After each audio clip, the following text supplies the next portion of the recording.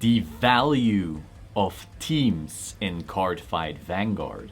And honestly, in all trading card games. I am not talking about the typical team of 3 people in a team league like Springfest or in Yu-Gi-Oh! Like YCS 3 vs 3 or anything like that. And while that may be part of it, I am talking about the even broader scale. Inside card games, one can make a team of just people from your locals or maybe like-minded people, and it doesn't really matter what the size is. I assume it is going to be less than 100 people or it becomes very hard to manage, but so just a bunch of friends who travel to events together, maybe just go to the same locals, as I said, maybe they start a YouTube channel together, or maybe they all playtest together very hardcore for certain events. I know it's a bit of a weird example, but in the anime one could have Team Q4 or Team AL4 or something like that. And as I just said, on YouTube you'll sometimes see a new YouTube channel called Team XYZ, whatever they choose. Now, why should this matter to you as a player? Now, the first obvious aspect, and probably the casual aspect, is just fun.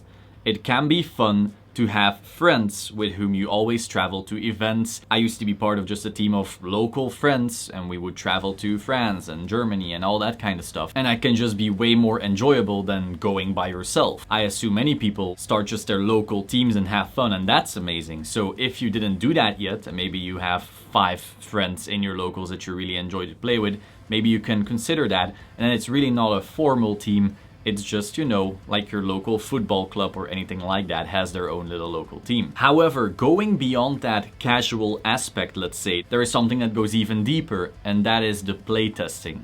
Let's say a new set drops.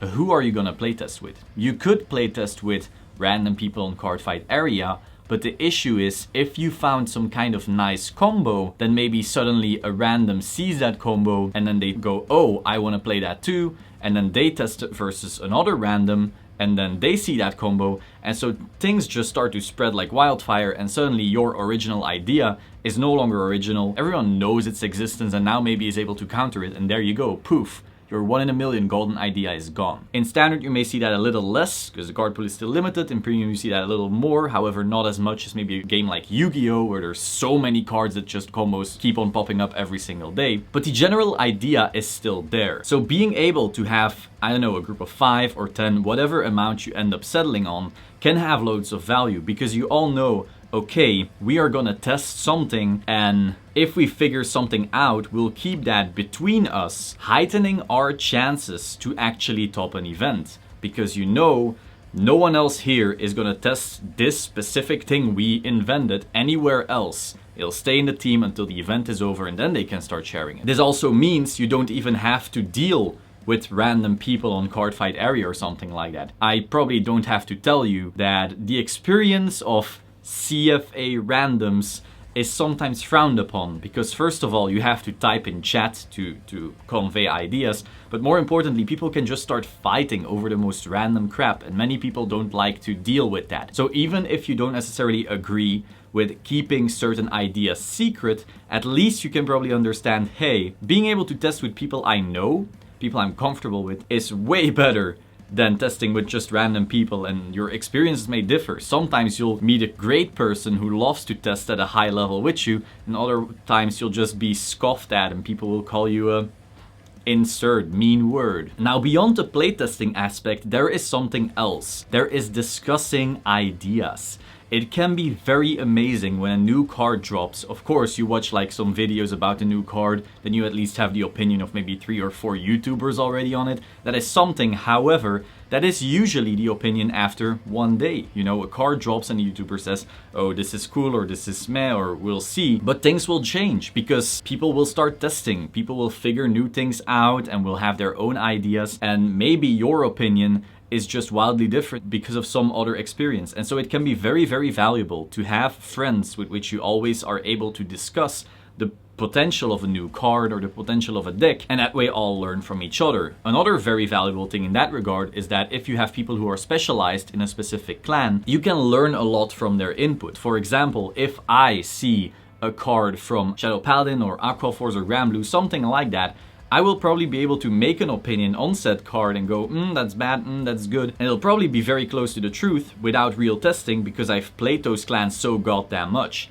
However, if there is a new reveal of, let's say, Genesis, I have played that clan so little that my opinion will always be, maybe we'll see. So if you have a team where multiple people have lots of experience with different clans, that can just enrich your overall insight into certain things after discussing. So this way, different members can cover each other's weaknesses and you all grow as players. So by now, I hope I have made like a pretty good point why it can be cool to have a team. You don't necessarily have to make it this formal thing where you tell people, we are a team, blah, blah, blah, because maybe you find it cringy, or maybe you just don't feel like putting stuff in a spotlight, something like that. But you can at least informally have that to a point where you still get the same value, you just don't have to give it a name. However, why are teams important for the game as a whole? We've basically covered that it's cool to have as a player, but why does it matter to the overall macro, the whole game? In Yu-Gi-Oh!, Magic, Pokemon, we already see this way more. We often see professional teams with a massive roster of just the very best players who constantly top, all being in teams with each other. They top everywhere, they start getting their own sponsors, and then overall just start topping more and more. Overall, it just makes the game more competitive. The general idea there is that you have Team X, and they are playtesting for Worlds, because a lot of them qualified, and you have Team Y, who are also playtesting for Worlds. And so little by little, you get these super powerful play groups with their own sponsors who are trying to top events, and it just overall makes the landscape more competitive. And now if you like that, cool. If you don't like that, I can understand it as well. But for the health of the game, I do think a growing competitive landscape can be good, because teams and their players get known, therefore attract sponsors, and so it attracts money for the game. And attracting money for the game is always good, because that creates incentive for players to get good and start topping more, therefore just spending more time on it. This also creates very good players that new players look up to and are like, oh, I want to become as good as player XYZ. And so you just keep players more engaged, but also give newer players something to aspire to, which then keeps them in the game for longer as well. This is also why young people get into basketball or something like that. They see, oh my God, Michael Jordan or whoever, he is my hero, and so I want to be like him, and so I'm gonna keep on playing basketball and get better and do all of this stuff. If you didn't have these hero figures inside these sports or even these esports these days, you just wouldn't have as many people who are interested in being part of that sport. So I firmly believe that the same thing can be said for Vanguard. And sure, we could go, oh, but it's not as big. And yes, that is true, but you do need that. And as I said, in other card games, we already have this. In esports, we have this at a way bigger scale, but MTG is starting to implement something like this. If you're not aware, the MPL and all of this kind of stuff currently has quite a bit of drama as well.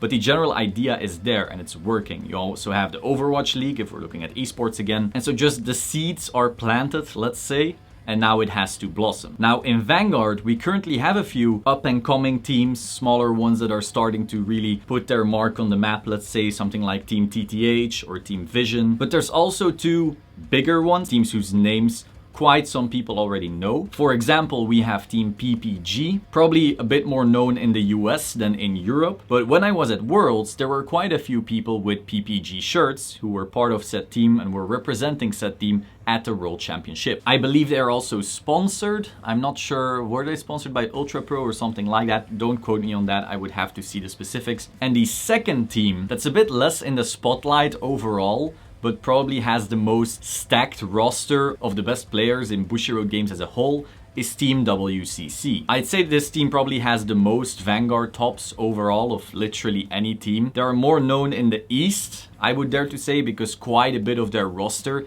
is from Australia and Indonesia and so forth. But again, at Worlds, I think the venue had like 10 WCC players, all representing the team, all with their hoodies, photos somewhere up here. So that was really cool to see. If we start seeing more teams like these, that really can breed a really interesting competitive environment. With that being said, I have now joined said team. We're up Cardfight Consulting or World Class Card Fighters or whatever you want to call it. It's always WCC. That's very exciting for me, to be honest, because as I said, that roster is stacked. Like, let's look at all these tops of all these players. Mind blown right there. I met many members at Worlds. We had some karage together. Pretty exciting stuff. We've also been playtesting ever since, but I wasn't ever formally part of it until now. So I'm excited for that. I'm excited to see what the future brings over there. Hopefully, keep on doing well at events. What I'm hoping for the future of Vanguard is that we see more of these teams popping up. If we get very strong, well-known teams with very strong, well-known players, we can attract attention to the game, create incentive to do well at the game, and so therefore just grow the game. That is all for today. Hope you found this very interesting. If you did, please subscribe to the Solemn Vanguard channel and click the bell button to stay up to date. Like the video if you like the video. More importantly, are you part of a team? Whether formal or informal, whether you want to be high and proud about, oh, we are team blah blah blah, or you're just like, well, I have a group of friends with whom I constantly test and constantly talk, and we form our little Vanguard group. It doesn't have to have a name or anything like that. Let me know in the comments down below. Ciao.